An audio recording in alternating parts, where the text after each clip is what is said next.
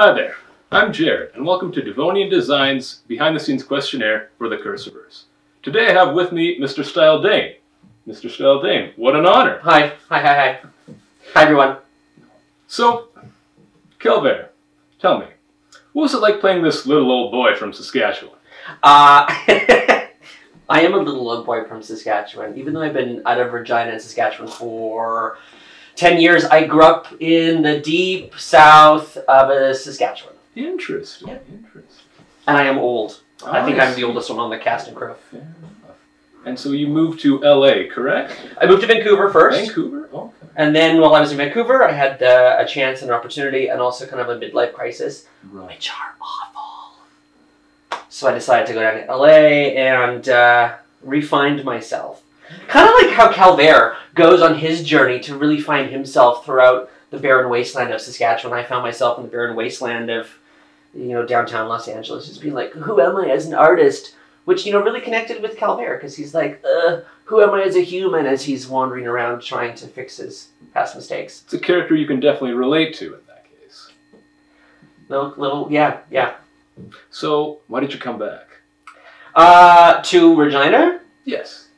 Well, COVID-19 kind of shut down the whole film industry in Vancouver, and I didn't want to live in my tiny studio apartment downtown. So I decided to come back to the farm where I was born and raised and help out on the farm a little bit. And then I just kind of ended up staying and kind of fell in love with the city of Regina because it's, super charming. I had never lived here. Oh, okay. From the farm, I then went to Saskatoon. Wait, do we like or dislike Saskatoon? And then chose Vancouver. I was working on some TV and film here in Saskatchewan as an assistant director and as an actor. And then, I'll never forget it actually, we were shooting this feature film called Stained, and we were out in Langham. Is that a place? Langham? Langham? It's northwest of Saskatoon along the river. And I was standing there just being an assistant director, and I think it was the executive producer that went, Style, have you ever, acted or ever thought about it? And I was like, yeah, I have. And I'm like, and then I said, why? And she said, there's just something going on with you. You should really consider it seriously. So literally that night I went back to my apartment in Saskatoon and applied for school, and I bought a plane ticket. Wow. That night. Very interesting. So, as you mentioned, you were born in Saskatchewan. Do you find the film is fairly accurate to your farm life? No. No? Well, the film is set in the medieval times, like Yeah. pre-cell phones, pre-technology, Right. pre-fuel. Like, I didn't wander around my farm carrying loaves of bread ever. I didn't have, large flies come into my house. So that was different. You were fortunate in that case. But what a great opportunity to get to experience that and kind of live in the world of the imagination of, if I was wandering around this cold, barren wasteland with loaves of bread, this is what it would feel like. Absolutely, absolutely. What was it like to be on the set of The Cursorverse? How would you describe your day-to-day on the set of The Cursorverse?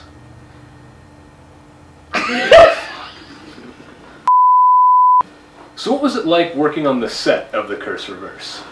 It was a lot of fun. There was a lot of laughs. Something that was really great about working on an independent project such as this is there's not a lot of pressure. There's no studio head that's like, we're late, we have to do this, and there's no network that's on your case.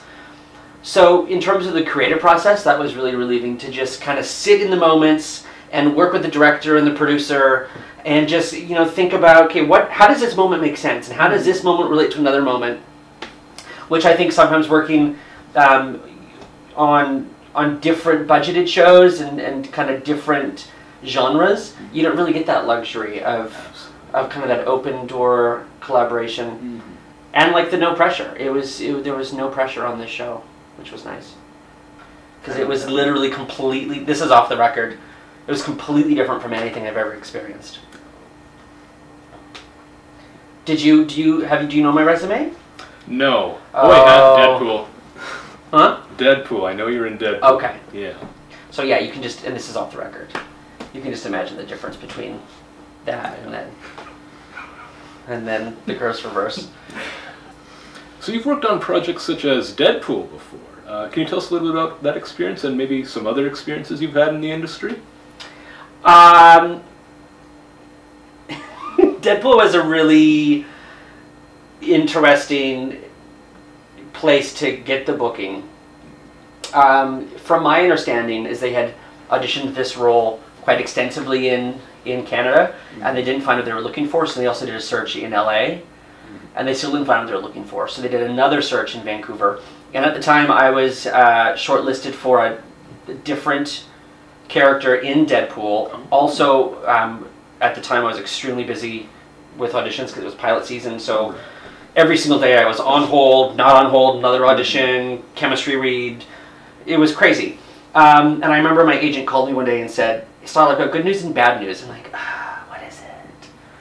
And he said, well, they're pulling the pin on Wham, because it was called Wham back then. They didn't call it Deadpool. I actually didn't know it was Deadpool until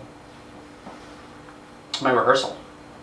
So I had a rehearsal, and then I was like, oh my god, it actually is Ryan Reynolds. This is Deadpool. Because it was kept under wraps so much, and it was kind of what was considered. It wasn't a huge budget film. I think the budget for Deadpool was $40 million. Right. So in terms of the Marvel universe, in terms of Hollywood blockbusters, that's minuscule. Oh yeah. So getting to be, to on set was like a 2 or 3 month process between different auditions for different characters, different callbacks, being released from being on hold to getting the booking to getting the fittings and then the rehearsal, and then all of a sudden here I am, and face to face with Mr. Reynolds. It was great. But as an actor, I think we experience that a lot, where we are auditioning. Oh, they like me, they don't like me. To really finally pull through after 8 weeks of that is really great. And then getting to just sit in the moment on set and just explore and play, and that was great. Yeah, very gratifying experience, I'm sure. Yeah. What would you say was your favorite part on set?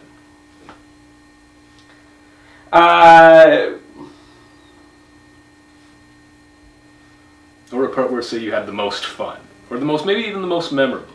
This right here? this interview. I'm kidding. Wow. Oh, wow. Kind of like I said earlier, it was just that open collaboration between Carly and myself and Landon, and digging through the character and the experiences. There was a moment that we were shooting in the cemetery where we couldn't really find this moment, and it was like minus ridiculous. Oh, yeah. And I'm in like my little silly frock that's not really winter clothes, so I'm freezing my genitals off. Can I say that on here? Freezing my ass off. And I didn't feel we were getting the moment. I just didn't feel. I was like, I just got so frustrated. But they let me have the space and let me have my artistic freedom to just like find a new way to find that moment so it made sense to the character and to the situation. So tell us a little bit about the rest of the cast and the crew. It seemed like a very inclusive atmosphere. What was it like working with these people? It's really great. Something that's so intrinsic to the art of filmmaking, because to me it is an art. There's a business and there's an art. The Curse Reverse was more like an art form to me than a business like studio TV. What was nice is the idea of collaboration. Something like I wanted to set the tone as Calvaire right away. So on my very first day of filming, I pulled the actors aside and I said, let's run the scene. Let's do a quick rehearsal, even before we got on set. And then within that experience, we as the talent are talking about the moments. To my mother's character, we're hashing through a moment like that. Then I'm talking with my sister, with Lydia, and bless her soul, she's like a child. She's just so sweet. And we're getting to like actually work through it. There wasn't the hierarchy that exists on other film and TV sets. And like I said earlier, it's just this open door collaboration.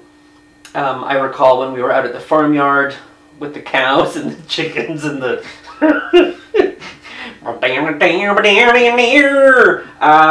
you know, still giving space to everyone. So giving space to Nolan and saying, you know, how does this moment work?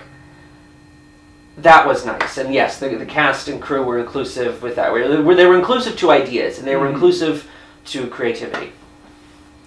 Well, thank you so much for joining me today, Style. I feel like we've learned a lot about the Cursor-verse, and it's been very informative and very fun. Pleasure to meet you. Thank you so much.